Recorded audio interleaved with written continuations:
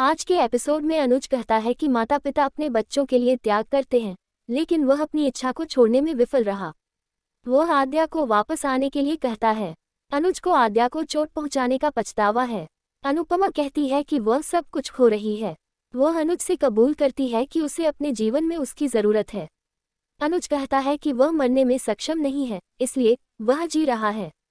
वह अनुपमा को दूर रहने के लिए कहता है। अनुज कहता है कि उन्होंने आद्या को मार डाला। लीला शाह परिवार को साथ बैठकर खाना खाने के लिए कहती है। वह मीनू को बुलाती है।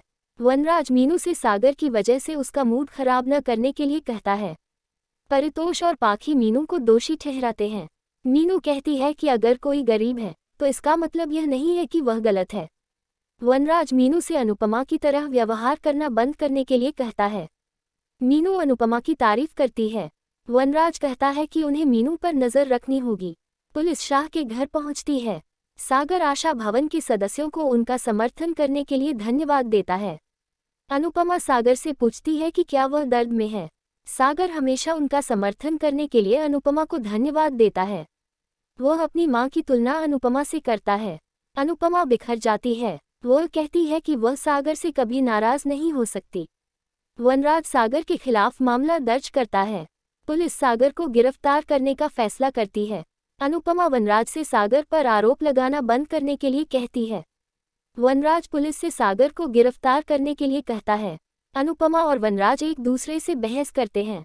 सागर को गिरफ्तार कर लिया जाता है। मीनू सागर के लिए स्टैंड लेती है। वह शिकायत वापस ले लेती है। वनराज मीनू को नियंत्रित करने की कोशिश करता है। मीनू सागर की बेगुनाही साबित करती है। इंस्पेक्टर वनराज को चेतावनी देता है। सागर मीनू को धन्यवाद देता है। मीनू अनुपमा और सागर से माफी मांगती है।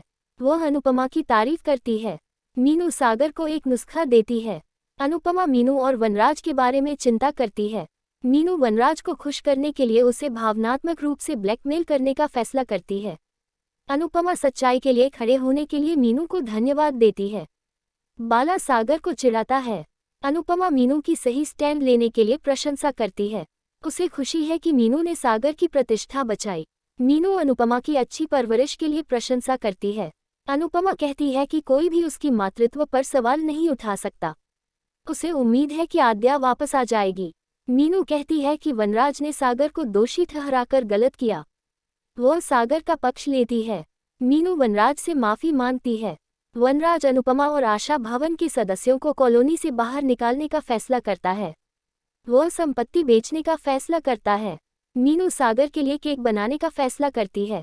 सागर मीनू के बारे में सोचता है। अनुपमा को वनराज की मंशा पर शक हो जाता है। यशदीप अनुपमा को आद्या का पता लगाने में मदद करता है। अपकमिंग अनुज आद्या को ढूंढता है।